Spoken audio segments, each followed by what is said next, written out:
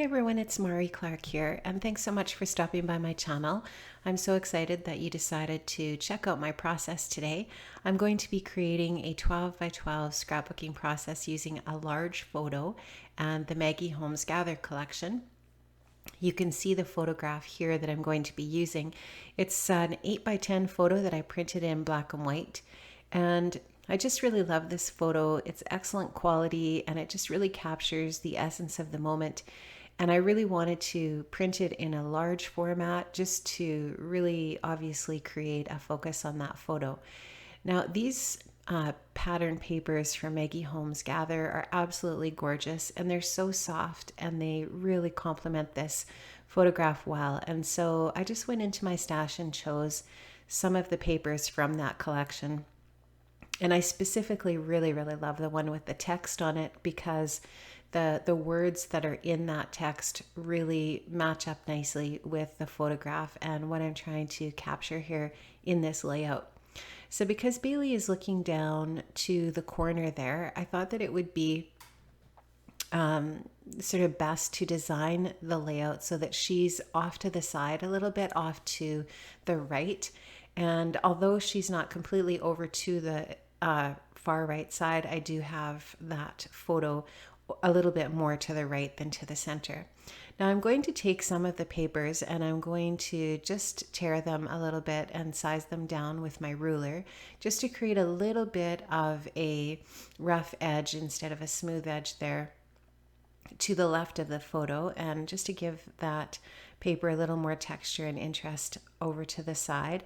This is going to be a really simple layout. You know, when you've got a large photo like this, it really does the majority of the work for the layout, and I didn't have to add too much detail really to finish the layout up. So you can just see that I'm going to take this really pretty heart paper and I'm going to just size that down a little bit too, because I've decided that I want that text to show on the right side as well as the left. So the largest portion of that text will be on the left side of the photo, and then there's going to be a little bit peeking out on the right side as well.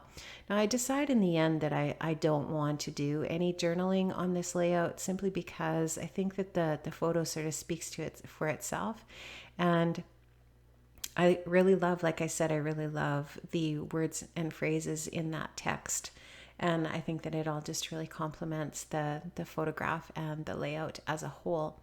So I've decided now that I just want even a little bit more of that text showing on the right side. So I'm just going to size this heart paper down a little bit more, and I'm just going to rough up that edge a bit so that I've got those two rough edges, the pink and the blue paper, on the left of the photograph. So I'm really liking how this is looking so far.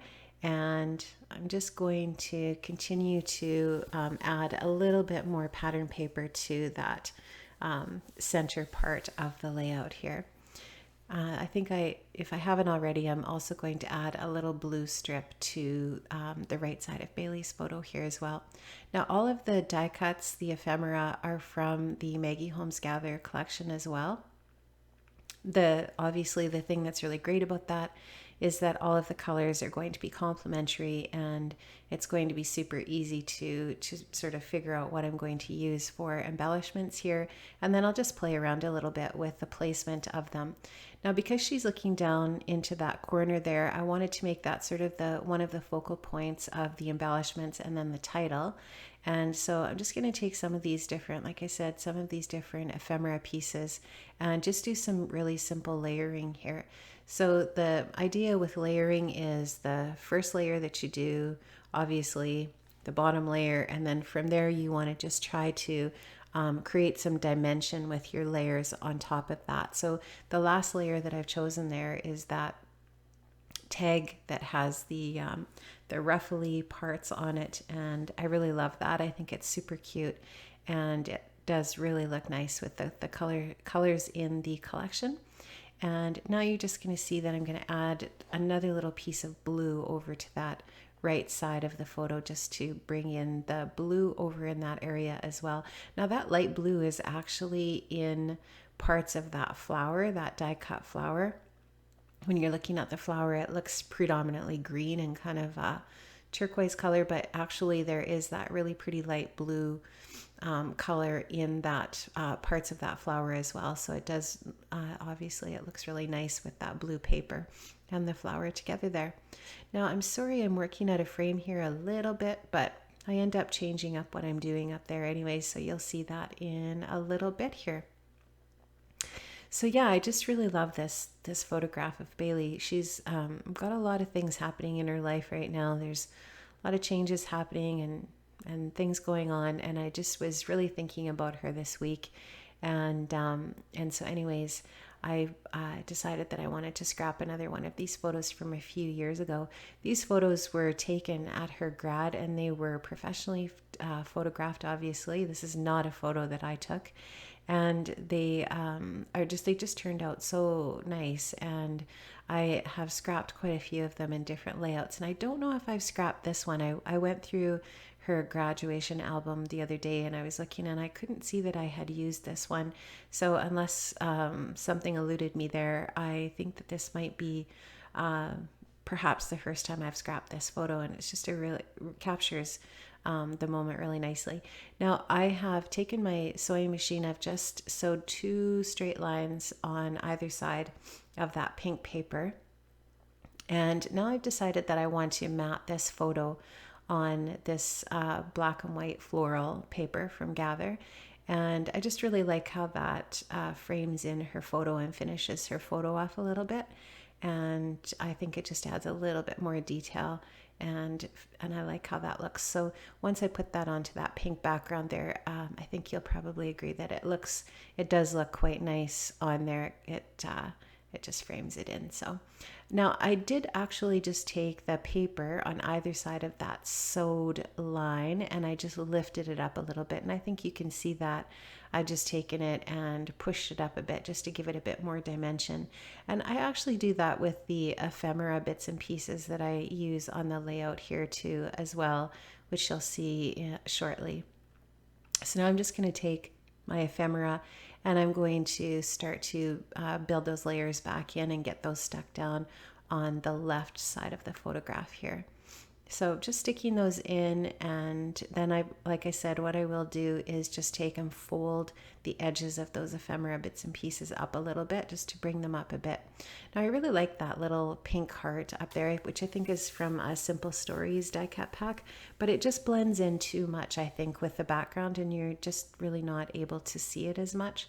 So I ended up not leaving that heart there in the end. But what you'll just see me doing here for the next few seconds is taking some die cuts and bits and pieces from my stash and deciding what I want to do with the layers in that upper right hand corner. So the idea is to create 2 clusters diagonally from each other, just to draw your line across from the top to the bottom across that photograph, and obviously the photo being the focal point of the layout.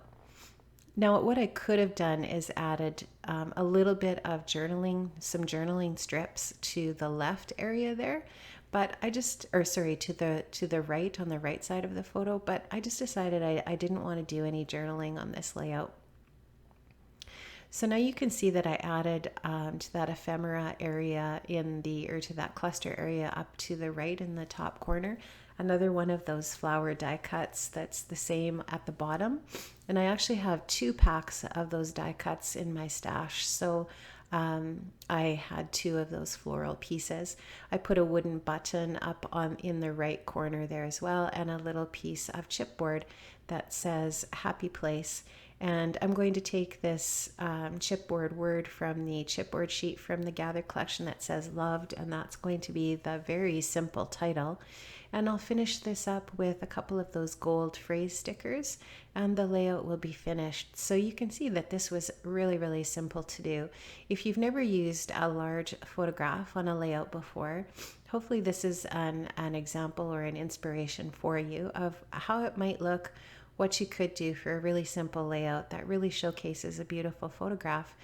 I could have printed this a little bit larger than 8 by 10. I do have a 12 by 12 large format printer, but I didn't, the photograph I didn't think had enough of a detailed background to do that. And you can see here that just with a regular printer, obviously you can print an 8x10 photo. And that's, I guess, another purpose of this is to show you what that would look like. And I think that that's a little bit more common size of a printer that most people would have access to. So thanks so much for stopping by my channel today, and I hope you were inspired to use a large photo size in your layouts. Thanks so much, and I'll see you another time on my channel. Have an amazing day and a great weekend. Bye-bye.